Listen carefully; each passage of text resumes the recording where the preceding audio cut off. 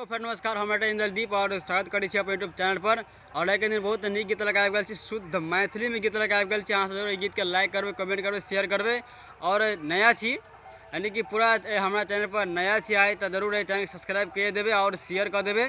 जहाँ तक है दोस्त के फ्रेंड के पास कहीं भी सिंगर के पास जहाँ तक हो अहाँ सब चैनल के शेयर करूँ और सपोर्ट करूँ। और हम वहाँ के सपोर्ट करते आ रहा छी।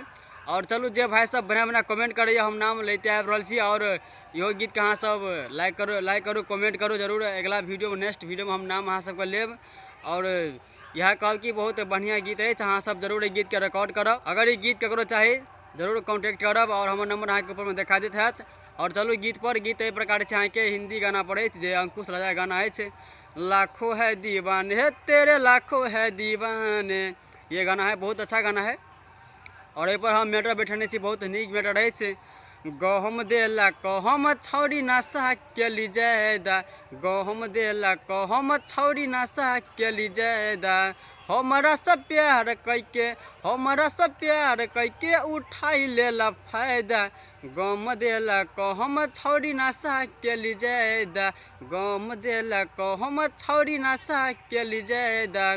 हमारा सब प्यार कैके हमारा सब प्यार कैके उठाई लेला फायदा। गम देला कहम छौरी नशा के ली जायदा। ये गीत है, बहुत बढ़िया गीत है। हमारा पूरा उम्मीद है गीत अहाँ सब जरूर लाइक करने हैं, कमेंट करने और शेयर भी करने हैं।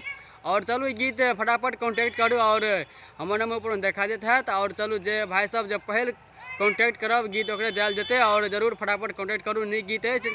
और यहाँ फुल वीडियो देखे दिल से धन्यवाद। और फ्रेंड के लव यू जो हमारा सपोर्ट करे और लाइक करे। और चलो इसके लिए दिल से धन्यवाद और फ्रेंड के लव यू।